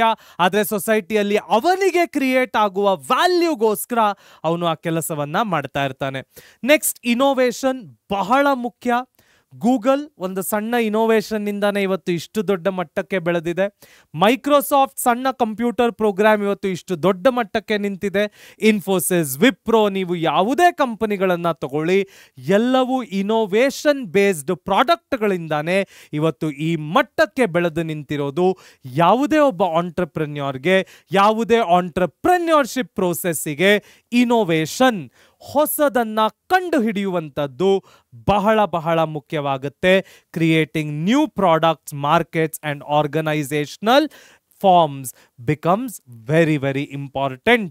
So entrepreneurship is the process of setting up one's own business distinct from other economic activities like employment or practicing a profession. ನಾನು ಹೇಳಿದ ಹಾಗೆ ಯಾವುದೇ ಒಬ್ಬ ವ್ಯಕ್ತಿ ಬಂಡವಾಳವನ್ನ ಇನ್ವೆಸ್ಟ್ ಮಾಡಿ ತನ್ನ ಐಡಿಯಾವನ್ನ ರಿಯಾಲಿಟಿಗೆ ತಂದು ಒಂದು ಸಂಸ್ಥೆಯನ್ನ ಹುಟ್ಟು ಹಾಕಿದ್ರೆ ಆ ವ್ಯಕ್ತಿಯನ್ನ ನಾವು ಆಂಟ್ರಪ್ರೆನ್ಯೂರ್ ಮತ್ತು ಅವನು ಮಾಡಿರುವಂತಹ ಪ್ರೋಸೆಸ್ ಅನ್ನ ಆಂಟ್ರಪ್ರೆನ್ಯೂರ್ಶಿಪ್ ಅಂತ ಕರಿತೀವಿ. ಹಾಗಾದ್ರೆ ನೆಕ್ಸ್ಟ್ ಏನು ಕಲಿಯಕ್ಕೆ ಸಿಗತ್ತೆ ನೋಡೋಣ ಬನ್ನಿ. ಹಾಗಾದ್ರೆ ಆಂಟ್ರಪ್ರೆನ್ಯೂರ್ಶಿಪ್ಗೆ ಇರ್ತಕ್ಕಂತಹ ಕೀ ಕ್ಯಾರೆಕ್ಟರಿಸ್ಟಿಕ್ಸ್ ಯಾವುದು? ಮೊದಲನೆಯದು organisation of production. So mobilising diverse resources, men, material, machinery, money, ಇವನ್ನೆಲ್ಲ ಇಂಪಾರ್ಟೆಂಟ್ ಎಮ್ಸ್ ಅಂತ ಕರಿತೀವಿ. ಮೆನ್, ಮನಿ, ಮಟೀರಿಯಲ್, ಮಷಿನರಿ, ಇವೆಲ್ಲವನ್ನು ಹೇಗೆ ಒಬ್ಬ ಮನುಷ್ಯ ಮೊಬಿಲೈಸ್ ಮಾಡಲಿಕ್ಕೆ ಸಾಧ್ಯ? ಮೊಬಿಲೈಸಸ್ into a productive enterprise in response to business opportunities. ನಾವೆಲ್ಲರೂ ಹಲವಾರು ಬಿಸ್ನೆಸ್ ಆಪರ್ಚುನಿಟಿಗಳನ್ನ ನೋಡ್ತೀವಿ, ಮಾಡಬೇಕು ಅಂತಾನು ಅನ್ಕೊಳ್ತೀವಿ. ಆದ್ರೆ ಯಾವ ವ್ಯಕ್ತಿ ಮೆಟೀರಿಯಲ್, ಮೆಷಿನರಿ, ಮಣಿಯನ್ನ ಒಟ್ಟುಗೂಡಿಸಿ ತಾನು ನೋಡ್ತಾ ಇರ್ತಕ್ಕಂಥ ಬಿಸ್ನೆಸ್ ಆಪರ್ಚುನಿಟಿಯನ್ನ ಒಂದು ಸಂಸ್ಥೆಯಾಗಿ ಬದಲಾಯಿಸ್ತಾನೆ, ಅದಕ್ಕೆ ನಾವು ಆರ್ಗನೈಸೇಷನ್ ಆಫ್ ಪ್ರೊಡಕ್ಷನ್ ಅಂತ ಕರಿತೀವಿ. Next risk taking, very very very important. ಇವತ್ತಿನ ಕಾಲಘಟ್ಟಕ್ಕೆ ನಾವು ನಿಖಿಲ್ ಕಾಮತ್, ನಿತಿನ್ ಕಾಮತ್, ಇನ್ಫೋಸಿಸ್ನ ನಾರಾಯಣ್ ಮೂರ್ತಿ, ವಿಪ್ರೋವ ಅಜಂ ಪ್ರೇಮ್ಜಿ, ರಿಲಯನ್ಸಿನ ಧೀರುಭಾಯ್ ಅಂಬಾನಿ, MS ರಾಮಯ್ಯನ್ ಅವರು, ಇವರೆಲ್ಲರನ್ನು ನೋಡಿ ಅಪ್ಪ ಎಷ್ಟು ಶ್ರೀಮಂತರಾಗಿದ್ದಾರೆ, ಯಾವ ರೇಂಜ್ಗೆ ಬೆಳೆದಿದ್ದಾರೆ, ಇದೆಲ್ಲ ನೋಡಿ ಖುಷಿ ಪಡ್ತೀವಿ. ಆದರೆ ನಾವು ಮರೀತಕ್ಕಂಥದ್ದು ಅವರು ತಗೊಂಡಿದ್ದಂತಹ ರಿಸ್ಕ್. ಅವರು ಯಾವ ರೀತಿಯ ರಿಸ್ಕ್ ಅನ್ನ ತಗೊಂಡಿರ್ತಾರೆ ಅಂದ್ರೆ, ಅವರೊಂದು ಹೆಜ್ಜೆಯನ್ನ ಮುಂದಿಟ್ರೆ ಅವರು ಮುಳುಗೆ ಹೋಗೋಗ್ಬೋದು, ಅಥವಾ ಆ ಹೆಜ್ಜೆಯಿಂದ ಅವರು ದೊಡ್ಡ ಬೆಟ್ಟವಾಗಿ ನಿಂತು ಇಡೀ ಜಗತ್ತೇ ಅವರತ್ತ ನೋಡ್ಬೋದು. ಈ ಎರಡೂ ಪಾಸಿಬಿಲಿಟೀಸ್ ಇರುತ್ತೆ. ಸಕ್ಸಸ್ಫುಲ್ ಆದವರು ಇರ್ತಾರೆ, ಅನ್ಸಕ್ಸಸ್ಫುಲ್ ಆದವರು ಇರ್ತಾರೆ. ಆದರೆ ಇಲ್ಲಿ ಇಂಪಾರ್ಟೆಂಟ್ ರೋಲ್ ಅನ್ನ ಪ್ಲೇ ಮಾಡೋದು ಆ ರಿಸ್ಕ್ ಟೇಕಿಂಗ್ ಎಬಿಲಿಟಿ. ನಾವು ಎಷ್ಟು ರಿಸ್ಕ್ ತಗೊಳ್ಳಿಕ್ಕೆ ರೆಡಿ ಇದ್ದೀವಿ. ಇದರಲ್ಲೂ ಅಷ್ಟೇ ಕ್ಯಾಲ್ಕ್ಯುಲೇಟೆಡ್ ರಿಸ್ಕ್. ನನಗೆ ಅದು ನಿಜವಾಗ್ಲೂ ಸಾಧ್ಯವಾ? ಯಾವಾಗಲೂ ತಿಳ್ಕೊಳ್ಳಿ, ನೀವು ಯಾವುದೇ ಒಂದು ಕೆಲಸವನ್ನ ಬಿಟ್ಟು ನಾನು ಇದನ್ನೇನೋ ಮಾಡ್ತೀನಿ ಅಂದರೆ ಯಾರನ್ನೋ ನೋಡಿ ನಾನು ಅದನ್ನು ಕಲ್ತಿರ್ತೀನಿ. ನೀವು ಏನನ್ನೋ ಒಂದು ಸಾಧನೆ ಮಾಡಬೇಕು ಅಂದರೆ ನೀವು ಯಾವಾಗ ಆ ಕೆಲಸವನ್ನ ಬಿಟ್ಟು ಆ ಸಾಧನೆಯತ್ತ ಹೊರಡಬೇಕು ಅಂತ ನಿಮ್ಮ ಮನಸ್ಸೇ ನಿಮಗೆ ಅದನ್ನು ಕ್ಲಿಯರ್ ಕಟ್ ಆಗಿ ಹೇಳಿಕೊಡುತ್ತೆ. ಅಲ್ಲಿ ತನಕ ನಿರ್ಧಾರವನ್ನು ಅರ್ಜೆಂಟಾಗಿ ತಗೊಳ್ಬಾರ್ದು, ಕ್ಯಾಲ್ಕ್ಯುಲೇಟೆಡ್ ರಿಸ್ಕ್ ತಗೊಳ್ಬೇಕು. Second feature risk taking. Next ನೋಡೋದಾದ್ರೆ ವ್ಯಾಲ್ಯೂ ಕ್ರಿಯೇಷನ್. ಅದು ಶೇರ್ ಹೋಲ್ಡರ್ಸ್ಗಾಗಿರ್ಬೋದು, ಸೊಸೈಟಿಗಾಗಿರ್ಬೋದು, ಪರ್ಸನಲ್ ಆಗಿರ್ಬೋದು, ಅಥವಾ ದೇಶಕ್ಕಾಗಿರ್ಬೋದು. ಯಾವುದೇ ಆಸ್ಪೆಕ್ಟ್ನಲ್ಲಿ ನೋಡಿದ್ರೂ ಕೂಡ ಒಬ್ಬ ಆಂಟ್ರಪ್ರೆನ್ಯೂರ್, ಒಬ್ಬ ಓನರ್ ವ್ಯಾಲ್ಯೂವನ್ನು ಕ್ರಿಯೇಟ್ ಮಾಡಬೇಕು, ಆಸ್ತಿಯನ್ನು ಕ್ರಿಯೇಟ್ ಮಾಡಬೇಕು. ಆಗ ಅಷ್ಟೇ ಒಂದು ಸಂಸ್ಥೆ ಬೆಳಿಲಿಕ್ಕೆ ಸಾಧ್ಯ. ಆ ಸಂಸ್ಥೆಯ ಮುಖೇನ personal growth, social growth, national growth ಆಗಲಿಕ್ಕೆ ಸಾಧ್ಯ. ನೆಕ್ಸ್ಟ್ ಕಂಟಿನ್ಯೂಯಸ್ ಇನೋವೇಷನ್ ಬಹಳ ಬಹಳ ಮುಖ್ಯ. ಯಾವುದೇ ಒಂದು ಪ್ರಾಡಕ್ಟನ್ನು ನಾನು ಮಾರ್ಕೆಟ್ನಲ್ಲಿ ಮಾರಬೇಕು ಅಂದರೆ ಅದರಲ್ಲಿ ಏನಾದರೂ ಒಂದು ಹೊಸದನ್ನು ತರಲೇಬೇಕಾಗತ್ತೆ. ಹಳೆ ಕಾಲದಲ್ಲಿ ಸಣ್ಣ ಸಣ್ಣ ನೋಟ್ಬುಕ್ಗಳು ಬರ್ತಾ ಇದ್ವು, ತದನಂತರ ಕಿಂಗ್ ಸೈಜ್ ಬುಕ್ ಅಂತ ಬಂತು. ಇವತ್ತಿನ ಕಾಲಘಟ್ಟಕ್ಕೆ ಕ್ಲಾಸ್ಮೇಟ್ದು ಒಂದು ಅದ್ಭುತವಾದ ಬುಕ್ ಬರುತ್ತೆ. ಅದರಲ್ಲಿ ಎಷ್ಟೊಂದು ಹೊಸ ಫ್ಯಾಕ್ಟ್ಗಳಂತೆ, ಒಳ್ಳೊಳ್ಳೆ ಲೈನ್ಗಳಂತೆ, ನೋಡೋಕ್ಕೆ ಅಟ್ರಾಕ್ಟಿವ್ ಕಲರ್ಫುಲ್ ಪೇಜ್ಗಳಂತೆ ಎಷ್ಟೊಂದು ಇನೋವೇಷನ್ಗಳು ಬಂದಿವೆ. ಇದನ್ನು ನಾನೊಂದು ಸಣ್ಣ ಬುಕ್ಕಿನ ಎಕ್ಸಾಂಪಲ್ ತಗೊಂಡೆ. ಅದೇ ರೀತಿ ನಮ್ಮ ಪೆನ್, ಸ್ಟಾರ್ಟಿಂಗ್ ದಿನಗಳಲ್ಲಿ ಮಾಮೂಲಿ ಡಾಟ್ ಪೆನ್ಗಳು ಬರ್ತಾ ಇದ್ವು.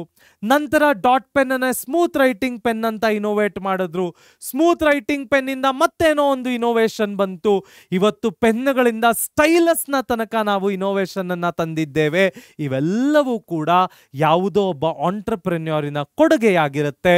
ಸೊ ಆಂಟ್ರಪ್ರೆನ್ಯೂರ್ಶಿಪ್ಪಿನಲ್ಲಿ ಕಂಟಿನ್ಯೂಸ್ ಇನೋವೇಷನ್ ಬಹಳ ಮುಖ್ಯವಾಗುತ್ತೆ. ಹಾಗಾದರೆ ನೆಕ್ಸ್ಟ್ ಏನು ಕಲಿಯೋಕ್ಕೆ ಸಿಗುತ್ತೆ ನೋಡೋಣ ಬನ್ನಿ. ಮುಂದಿನ topic introduction to intellectual property rights. ಇದನ್ನ ನಾವು IPR ಅಂತ ಕೂಡ ಕರೀತೇವೆ. ಏನು ಇಂಟಲೆಕ್ಚುವಲ್ ಪ್ರಾಪರ್ಟಿ ಅಂದ್ರೆ? Intellectual property refers to creations of the human mind such as invention, literacy, artistic work, symbols, names, images and designs used in business. These intangible assets can be legally protected through forms of intellectual property rights. ಏನು intellectual property ಅಂದರೆ? ಯಾವುದೇ ಒಂದು ಬಿಸ್ನೆಸ್ಸಿನಲ್ಲಿ ನೀವು ಹಲವಾರು ಬಾರಿ ನೋಡಿರ್ಬೋದು. ಈಗ Rameswaram cafe ಅನ್ನೋದು ಒಂದು ಅತ್ಯದ್ಭುತವಾಗಿ ಓಡ್ತಾ ಇರ್ತಕ್ಕಂಥ ಹೋಟ್ಲು ನಮ್ಮ ಬೆಂಗಳೂರಲ್ಲಿ. ತುಂಬ ಜನ ಏನು ಮಾಡ್ತಾ ಇದ್ದಾರೆ, ರಾಮೇಶ್ವರಂ ಕ್ಯಾಫೆಯನ್ನ ರಾಮನಾಥೇಶ್ವರಂ ಕ್ಯಾಫೆ ಅಂತ ಇಟ್ಕೊಂಡು ಶುರು ಮಾಡ್ತಾ ಇದ್ದಾರೆ. ಜನಕ್ಕೆ ಒಂದು ಸೈಕಾಲಜಿಕಲಿ ಅನಿಸ್ಬೇಕು, ಯಾರು ಸಡನ್ ಆಗಿ ರಾಮನಾಥೇಶ್ವರಂ ಅಂತ ಓದಲ್ಲ, ರಾಮೇಶ್ವರಂ ಅಂದ್ಕೊಂಡೆ ಒಳಗೆ ಹೋಗ್ತಾರೆ. ಬಟ್ ಇಲ್ಲಿ ಯಾವುದೇ IPR ಪ್ರಾಬ್ಲಮ್ ಆಗಲ್ಲ, ಯಾಕೆಂದ್ರೆ ಒಂದು ರಾಮೇಶ್ವರಂ ಕ್ಯಾಫೆ, ಇವಂದು ರಾಮನಾಥೇಶ್ವರಂ ಕ್ಯಾಫೆ. ಸೊ ಈ ಥರ ಕನ್ಫ್ಯೂಸಿಂಗ್ ನೇಮ್ಗಳನ್ನು ಮತ್ತೆ ಲೋಗೋಗಳಲ್ಲೂ ಕೂಡ ಹಲವಾರು ಬಾರಿ ಆಗುತ್ತೆ. ಕೆಲವೊಂದು ಕಂಪನಿಗಳು ಸ್ಪೆಸಿಫಿಕ್ ಲೋಗೋಗಳನ್ನು ಇಟ್ಕೊಂಡಿರುತ್ತವೆ, ಅದೇ ಸೇಮ್ ಕಲರ್ ಸೇಮ್ ಡಿಸೈನ್ಗಳನ್ನು ಇಟ್ಕೊಂಡು ಇನ್ಯಾರೋ ಲೋಗೋಗಳನ್ನು ಡಿಸೈನ್ ಮಾಡ್ತಾರೆ. ಇವೆಲ್ಲವೂ ಕೂಡ ಏನಾಗುತ್ತೆ, ಇಂಟಲೆಕ್ಚುವಲ್ ಪ್ರಾಪರ್ಟಿಗಳಾಗತ್ತೆ. ಹೆಸರುಗಳು, ಲೋಗೋಗಳು, ಸಿಂಬಲ್ಗಳು, ನಾವು ಮಾಡಿರ್ತಕ್ಕಂಥ ಇನೋವೇಷನ್ಗಳು, ಪೇಟೆಂಟ್ಗಳು, ಕಾಪಿರೈಟ್ಗಳು, ಇವೆಲ್ಲ ಕೂಡ ಇಂಟಲೆಕ್ಚುವಲ್ ಪ್ರಾಪರ್ಟಿ ಆಗುತ್ತೆ. ಅದನ್ನ ಕಾಪಾಡ್ಲಿಕ್ಕೆ ಇರ್ತಕ್ಕಂತಹ ರೈಟ್ಗಳಿಗೆ ನಾವು ಇಂಟಲೆಕ್ಚುವಲ್ ಪ್ರಾಪರ್ಟಿ ರೈಟ್ಸ್ ಅಂತ ಕರಿತೀವಿ. ಯಾರಾದ್ರೂ ಕಾಪಿರೈಟ್ ಇಶ್ಯೂ, ಏನು ಕಾಪಿರೈಟ್ ಇಶ್ಯೂ ಅಂದ್ರೆ, ಈಗ ನಾನು ಯಾರದ್ದೋ ಒಂದು ಹಾಡನ್ನ ಅಕ್ರಮವಾಗಿ ನನ್ನ ವಿಡಿಯೋಗಳಿಗೆ ಉಪಯೋಗ ಮಾಡಿಕೊಳ್ತೇನೆ. ಯಾರೋ ಬರೆದಿರ್ತಕ್ಕಂತಹ ಬುಕ್ಕನ್ನು ಅಕ್ರಮವಾಗಿ ಜೆರಾಕ್ಸ್ ಮಾಡಿ ಉಪಯೋಗಿಸ್ತಾ ಇರ್ತೇನೆ. ನಾನು ಅವರ ಯಾವುದೇ ಮೆಟೀರಿಯಲ್ ಉಪಯೋಗಿಸಿದ್ರು ಕೂಡ ಅವರಿಗೆ ರಾಯಲ್ಟಿ ಕೊಡಬೇಕಾಗತ್ತೆ, ಒಂದಿಷ್ಟು ಫೀಸನ್ನು, ದುಡ್ಡನ್ನು ಕೊಡಬೇಕಾಗತ್ತೆ. ಆ ರೀತಿ ಕೊಡದೆ ಉಪಯೋಗಿಸಿದಾಗ ಇಂಟಲೆಕ್ಚುವಲ್ ಪ್ರಾಪರ್ಟಿ ರೈಟ್ನ ಇಶ್ಯೂ ಬರುತ್ತೆ. ಸೊ ಈ ರೀತಿ ಇಂಟಲೆಕ್ಚುವಲ್ ಪ್ರಾಪರ್ಟಿಗಳನ್ನು ಕಾಪಾಡಲಿಕ್ಕೆ ಇರ್ತಕ್ಕಂತಹ ರೈಟ್ಗಳಿಗೆ IPR ಇಂಟಲೆಕ್ಚುವಲ್ ಪ್ರಾಪರ್ಟಿ ರೈಟ್ಸ್ ಅಂತ ಕರಿತೀವಿ. So intellectual property right is divided into two broad categories, industrial property ಮತ್ತು ಕಾಪಿ ರೈಟ್ಸ್. ಇಂಡಸ್ಟ್ರಿಯಲ್ ಪ್ರಾಪರ್ಟಿ ಅಂದ್ರೆ ಯಾವುದು? Innovation, trade mark, industrial design, geographical indications. ಅದೇ ಕಾಪಿ ರೈಟ್ಸ್ ಅಂದ್ರೆ ಏನು? ಆರ್ಟಿಸ್ಟಿಕ್ ವರ್ಕ್ ಮತ್ತು literacy, ಹಾಡು, ಹಸೆ, ಡಾನ್ಸು, ಬರಹಗಳು ಇವೆಲ್ಲ ಏನಾಗುತ್ತೆ? ಕಾಪಿ ರೈಟ್ಗಳಿಗೆ ಬರುತ್ತೆ. So next, protection mechanism. ಹೇಗೆ ಅದನ್ನ ಪ್ರೊಟೆಕ್ಟ್ ಮಾಡೋದು? Legal rights conferred on intellectual property products are called IPR, intellectual property rights. Just like other types of property, IP owners can rent, give or sell their intellectual property to others. ನಮ್ಮ ಲೋಗೋಗಳನ್ನ ನಾವು ಬೇರೆಯವರಿಗೆ ಮಾರಬಹುದು. Franchise ರೂಪಗಳಲ್ಲಿ ನಾವು ನಡೆಸ್ತಾ ಇರ್ತಕ್ಕಂಥ business ಮಾಡೆಲ್ಗಳನ್ನ ಬೇರೆಯವರ ಹತ್ರ ಫೀಸ್ಗಳನ್ನ ಇಸ್ಕೊಂಡು ನಾವು ಮಾರಾಟ ಮಾಡ್ಬೋದು. ಮೆಕ್ಡೊನಾಲ್ಡ್ಸ್, ಡಾಮಿನೋಸ್ ಇವೆಲ್ಲವೂ ಕೂಡ ಫ್ರಾಂಚೈಸಿ ಮಾಡೆಲ್ಗಳಲ್ಲೇ ನಡೀತಾ ಇರ್ತಕ್ಕಂಥ ಬಿಸ್ನೆಸ್ಗಳು. ಸೊ ಯಾವುದೇ ಒಬ್ಬ IP ರೈಟ್ ಅಂದ್ರೆ ಇಂಟೆಲೆಕ್ಚುವಲ್ ಪ್ರಾಪರ್ಟಿಗಳನ್ನ ಇಟ್ಕೊಂಡಿರ್ತಕ್ಕಂತಹ ಓನರ್ ಕೂಡ ತನ್ನ ಬುಕ್ಗಳನ್ನ, ಕಾಪಿ ರೈಟ್ಗಳನ್ನ ಮಾರಾಟ ಮಾಡಬಹುದು. ಈಗ ಎಷ್ಟೊಂದು ರೀಮೇಕ್ ಫಿಲಮ್ಗಳು ಬರುತ್ತೆ. ಹೇಗೆ? ಆ ಕಾಪಿ ರೈಟ್ಸ್ ಅನ್ನ ಪ್ರೊಡ್ಯೂಸರ್ ಪರ್ಚೇಸ್ ಮಾಡಿರ್ತಾನೆ, ಹಾಗಾಗಿ ರೀಮೇಕ್ಗಳನ್ನ ಮಾಡ್ತಾರೆ. So this is nothing but protection mechanism. Next ನೋಡೋದಾದ್ರೆ global importance. Over the past 2 decades, intellectual property rights have grown to play a major role in global economic development, becoming increasingly important in international trade and business relationships. So international tradeಗಳಲ್ಲಿ, business ರಿಲೇಶನ್ಶಿಪ್ಗಳಲ್ಲಿ, specially last 20-30 ವರ್ಷಗಳಿಂದ intellectual ಪ್ರಾಪರ್ಟಿಗಳು ಬಹಳ ಮುಖ್ಯವಾದ ಪಾತ್ರವನ್ನ ವಹಿಸುತ್ತೆ. ಯಾಕೆಂದ್ರೆ we live in the era of globalisation. ಇಡೀ ವಿಶ್ವವನ್ನ ಒಂದು ಹಳ್ಳಿ ಅಂದ್ಕೊಂಡು ಬಿಸ್ನೆಸ್ಗಳನ್ನ ನಡೆಸ್ತಕ್ಕಂತಹ ಕಾಲಘಟ್ಟದಲ್ಲಿ ನಾವು ಜೀವಿಸ್ತಾ ಇದ್ದೇವೆ. ಈ ತರಹದ ಕಾಲಘಟ್ಟದಲ್ಲಿ ಇಂಟೆಲೆಕ್ಚುವಲ್ ಪ್ರಾಪರ್ಟಿಗಳು ಬಹಳ ಬಹಳ ಮುಖ್ಯವಾಗತ್ತೆ. ಹಾಗಾದ್ರೆ ನೆಕ್ಸ್ಟ್ ಏನು ಕಲಿಯಕ್ಕೆ ಸಿಗತ್ತೆ ನೋಡೋಣ ಬನ್ನಿ. ನಮ್ಮ ಮುಂದಿನ topic types of intellectual property rights. ಮೊದಲನೆಯದು copyright.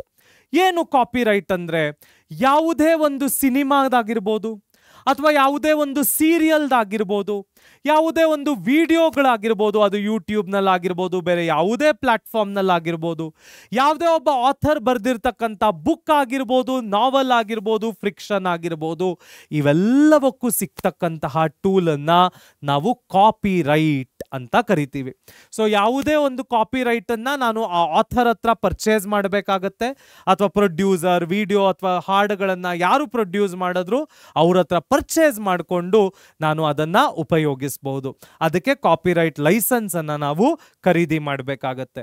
Protects original expressions of ideas in literacy, text ಬುಕ್ಗಳು, novel, fiction, artistic, musical work, sound recording, cinematographic films. Protection arises automatically when work is created, though registration provides stronger legal standing. ನಾನು registration ಮಾಡಿಸಿ ಕೂಡ ನಾನು ಅದರ protection ಅನ್ನು ತೆಗೆದುಕೊಳ್ಬೋದು. ಒಮ್ಮೆ ನಾನು ಆ ಆರ್ಟನ್ನು ಕ್ರಿಯೇಟ್ ಮಾಡಿ ಪಬ್ಲಿಕ್ ಪ್ಲಾಟ್ಫಾರ್ಮಿಗೆ ಬಿಟ್ಟ ಕೂಡಲೇ ಅದು ನನ್ನ ಕಾಪಿ ರೈಟ್ ಆಗುತ್ತೆ. ಬೇರೆ ಯಾರೂ ಕೂಡ ಅದನ್ನು ಅಕ್ರಮವಾಗಿ ಉಪಯೋಗಿಸ್ಕೊಳ್ಳಿಕ್ಕೆ ಸಾಧ್ಯವಿಲ್ಲ.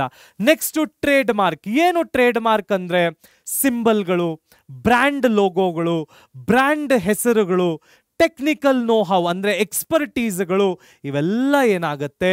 ಟ್ರೇಡ್ ಮಾರ್ಕ್ ಆಗುತ್ತೆ. Protects words, name, symbol, combination that identify distinguishes goods and services including conventional marks. ಈಗ ಎಷ್ಟೊಂದು ಜನ ಲೋಗೋಗಳು ಇಟ್ಕೊಂಡಿರ್ತಾರೆ, ಲೋಗೋಗಳ ಕೆಳಗೆ ಒಂದು ಸ್ಪೆಸಿಫಿಕ್ ಸ್ಲೋಗನ್ ಅನ್ನ ಇಟ್ಕೊಂಡಿರ್ತಾರೆ. ಇವೆಲ್ಲದರ ಪ್ರೊಟೆಕ್ಷನ್ಗೆ ಬರ್ತಕ್ಕಂಥದ್ದೇ ನಮ್ಮ ಟ್ರೇಡ್ ಮಾರ್ಕ್.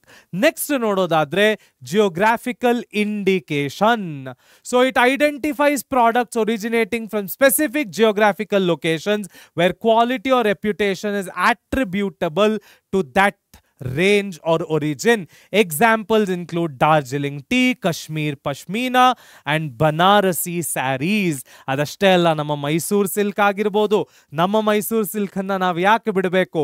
ನಮ್ಮ ಚಿಕ್ಕಮಗಳೂರಿನ ಕಾಫಿ ಆಗಿರ್ಬೋದು, ನಮ್ಮ ಕೊಡಗಿನ ಕಾಫಿ ಆಗಿರ್ಬೋದು, ಈ ಜಾಗಗಳಿಗೆ ಆ ಐಟಮ್ಗಳು ಫೇಮಸ್ ಆಗಿವೆ. ಅದನ್ನ ನಾನು ಬೇರೆ ಜಾಗಕ್ಕೆ ತಂದು ಇದು ಅಲ್ಲಿಂದ ತಂದಿರೋ ಅಂತ ಪ್ರಾಡಕ್ಟ್ ಅಂತ ಫೇಕ್ ಮಾಡಿ ಮಾರ್ಲಿಕ್ಕೆ ಸಾಧ್ಯ ಇಲ್ಲ. Darjeeling tea, Banarasi sari, Mysuru silk, Kanchipuram silk, Dharmavaram silk, ಚಿಕ್ಕಮಗಳೂರಿನ ಕಾಫಿ, ಇವೆಲ್ಲವೂ ಏನಾಗುತ್ತೆ? ಜಿಯೋಗ್ರಾಫಿಕಲ್ ಇಂಡಿಕೇಶನ್ ಆಗುತ್ತೆ. ಎಷ್ಟು ಲೈವ್ ಎಕ್ಸಾಂಪಲ್ಗಳನ್ನ ಕಲಿತಾ ಇದ್ದೀವಿ. ಹಾಗಾದ್ರೆ ನೆಕ್ಸ್ಟ್ ಏನು ಕಲಿಯಕ್ಕೆ ಸಿಗತ್ತೆ ನೋಡೋಣ ಬನ್ನಿ. ಮುಂದಿನ topic more types of intellectual property. ಮುಂದಿನದು patent. Exclusive rights granted for inventions that are new, non-obvious and industrially applicable. Provides 20-year monopoly rights. ಏನು ಪೇಟೆಂಟ್ಗಳಂದ್ರೆ, ಯಾವುದೇ ಒಂದು ಕಾಯಿಲೆಯನ್ನ ಸರಿಪಡಿಸ್ಲಿಕ್ಕಾಗಿರ್ಬೋದು, ಅಥವಾ ಬೇರೆ ಯಾವುದೇ ಒಂದು ಇನೋವೇಷನ್ ಅನ್ನ ಯಾವುದೇ ಫೀಲ್ಡ್ ನಲ್ಲಿ ಮಾಡೋದಾಗಿರ್ಬೋದು, ಆ ಇನೋವೇಷನ್ಗೆ ಸಿಗ್ತಕ್ಕಂತಹ ರೆಕಗ್ನಿಷನ್ ಅನ್ನ ನಾವೇನಂತ ಕರಿತೀವಿ? ಪೇಟೆಂಟ್ ಅಂತ ಕರಿತೀವಿ. ಯಾವುದೇ ಒಂದು ಪೇಟೆಂಟ್ 20 ವರ್ಷದ ಮೊನೋಪಲಿ ರೈಟ್ಸ್ ಅನ್ನ ಕೊಡುತ್ತೆ. ನೆಕ್ಸ್ಟ್ ನೋಡೋದಾದ್ರೆ semiconductor IC layout protects designs of integrated circuits used in electronic devices and computer chips. ಎಲ್ಲ ಮದರ್ ಬೋರ್ಡ್ಗಳನ್ನು ಯಾವ ಕಂಪ್ನಿ ಪ್ರೊಡ್ಯೂಸ್ ಮಾಡ್ತಾ ಇದ್ದಾರೆ ಅವರ ಎಲ್ಲ ಡಿಸೈನ್ಗಳಿಗೆ ಈ ಒಂದು ಸೆಮಿಕಂಡಕ್ಟರ್ ಐಸಿ ಲೇಔಟ್ ಇರುತ್ತೆ, IPR ಇರುತ್ತೆ. ನಾನು ಅವರ ಮದರ್ ಬೋರ್ಡ್ ಡಿಸೈನ್ ಅನ್ನ ಕಾಪಿ ಮಾಡಿಕೊಂಡು ನಾನು ಪ್ರೊಡ್ಯೂಸ್ ಮಾಡಲಿಕ್ಕೆ ಸಾಧ್ಯ ಇಲ್ಲ. ರೋಟರಿ ಸ್ವಿಚಸ್ ಅನ್ನ ಟ್ರೈನಿಗೆ ಪ್ರೊಡ್ಯೂಸ್ ಮಾಡ್ತಾರೆ, ಅವರದೇ ಆದ ಇಂಡಸ್ಟ್ರಿಯಲ್ ಡಿಸೈನ್ ಇರುತ್ತೆ, ನಾನು ಅದನ್ನ ಕಾಪಿ ಮಾಡಿ ರೀಪ್ರೊಡ್ಯೂಸ್ ಮಾಡಲಿಕ್ಕೆ ಸಾಧ್ಯ ಇಲ್ಲ. ಹಾಗೆ ಮಾಡಿದ್ರೆ ಅವರ ಪರ್ಮಿಷನ್ ಅನ್ನ ತಗೊಳ್ಬೇಕಾಗತ್ತೆ. ಅದಕ್ಕೆ ನಾವೇನಂತೀವಿ? Semiconductor IC layout. Next design ಮತ್ತು ಪ್ಲಾಂಟ್ ವೆರೈಟಿ. ಏನು ಡಿಸೈನ್? ನಾನು ಈಗ ಹೇಳಿದ ಹಾಗೆ protects aesthetic appearance of articles including shape, pattern, colour arrangements, valid for 10 years, renewable for 5 more years. ಯಾವುದೇ ಕಲರ್ ಆಗಿರ್ಬೋದು, ಡಿಸೈನ್ ಆಗಿರ್ಬೋದು, ಅಸ್ಥೆಟಿಕ್ ಡಿಸೈನ್ಗಳಾಗಿರ್ಬೋದು, ಇವೆಲ್ಲವೂ ಕೂಡ ಡಿಸೈನಿನ IPRಗೆ ಬರುತ್ತೆ. Plant variety protects new plant varieties developed by farmer breeders, promoting conservation and improvement of genetic resources. ಇವಕ್ಕೆ plant ವೆರೈಟಿಯ IPR ಬರುತ್ತೆ. ಹಾಗಾದ್ರೆ ನೆಕ್ಸ್ಟ್ ಏನು ಕಲಿಯಕ್ಕೆ ಸಿಗತ್ತೆ ನೋಡೋಣ ಬನ್ನಿ. ಮುಂದಿನ topic importance of IPR for entrepreneurs. ಮೊದಲನೆಯದು 20 years patent protection. So duration of exclusive rights granted to patent holders. So ಯಾವುದೇ ಒಬ್ಬ ವ್ಯಕ್ತಿ ನಾನು ಇದು ಮಾಡಿರ್ತಕ್ಕಂಥ ಇನೋವೇಷನ್ ಅಂತ ಎಲ್ಲಿಯಾದ್ರೂ ರಿಜಿಸ್ಟರ್ ಮಾಡಿಸಿದ್ರೆ ಅವನಿಗೆ ಮಿನಿಮಮ್ 20 ವರ್ಷದಷ್ಟು ಪೇಟೆಂಟ್ ಪ್ರೊಟೆಕ್ಷನ್ ಸಿಗತ್ತೆ. Next 15 years for design protection. Maximum protection for registered design. ನಾನು ಹೇಳಿದ ಹಾಗೆ ಮದರ್ ಬೋರ್ಡ್ ಆಗಿರ್ಬೋದು, ಕಂಪ್ಯೂಟರ್ ಡಿಸೈನ್ಗಳಾಗಿರ್ಬೋದು, ರೋಟರಿ ಸ್ವಿಚ್ ಡಿಸೈನ್ಗಳಾಗಿರ್ಬೋದು, ವೈರ್ ಡಿಸೈನ್ಗಳಾಗಿರ್ಬೋದು, ಇವೆಲ್ಲವಕ್ಕೂ 15 years ಪ್ರೊಟೆಕ್ಷನ್ ಸಿಗತ್ತೆ. 20,000ಕ್ಕೂ ಹೆಚ್ಚು ಇಂಡಿಯನ್ ಸ್ಟಾರ್ಟ್ಅಪ್ಗಳು, they make India the 3rd largest startup ecosystem globally. So 20,000ಕ್ಕೂ ಹೆಚ್ಚು ಸ್ಟಾರ್ಟ್ಅಪ್ಗಳು ಈ IPR ನ ಫೀಲ್ಡ್ ನಲ್ಲಿ ಕೆಲಸ ಮಾಡ್ತಾ ಇವೆ. ಇಡೀ ವಿಶ್ವದಲ್ಲೇ ಭಾರತ 3rd largest ನೇಷನ್. ಇಷ್ಟು ಸ್ಟಾರ್ಟ್ಅಪ್ಗಳು IPR ನಲ್ಲಿ ಕೆಲಸ ಮಾಡ್ತಾ ಇರತಕ್ಕಂಥದ್ದು. So next intellectual property rights are crucial for entrepreneurs as they encourage innovation, incentivize creators, protects income streams and provides recognition for creative work. So ನಾವೇನೇನು ಕ್ರಿಯೇಟಿವ್ ವರ್ಕ್ ಮಾಡ್ತಾ ಇದ್ದೇವೆ, ಹೆಚ್ಚೆಚ್ಚು ಇನ್ಕಮ್ ಕ್ರಿಯೇಟ್ ಆಗುತ್ತೆ, ಲಾಭಗಳು ಸಿಗುತ್ತೆ, ರೆಕಗ್ನಿಷನ್ ಸಿಗುತ್ತೆ, ಅವಾರ್ಡ್ ರಿವಾರ್ಡ್ಗಳು ಸಿಗುತ್ತೆ. ಇವೆಲ್ಲವಕ್ಕೂ ಕೂಡ ನಮ್ಮ IPR ಬಹಳ ಮುಖ್ಯವಾದ ಪಾತ್ರವನ್ನು ವಹಿಸುತ್ತೆ. 10 ಹಲವಾರು ಟಾಪಿಕ್ಗಳನ್ನ ಕಲ್ತ್ವಿ, 10 ಹಲವಾರು ಹೊಸ ಟರ್ಮಿನಾಲಜಿಗಳನ್ನ ತಿಳಿದುಕೊಂಡ್ವಿ. ಏನಾದರೂ ಡೌಟ್ಸ್ ಇದ್ರೆ ಕಾಮೆಂಟ್ ಸೆಕ್ಷನ್ ಅಲ್ಲಿ ಹಾಕೋದನ್ನ ಮರಿಬೇಡಿ. ಲೈಕ್, ಶೇರ್ ಅಂಡ್ ಸಬ್ಸ್ಕ್ರೈಬ್ ಮಾಡಿ.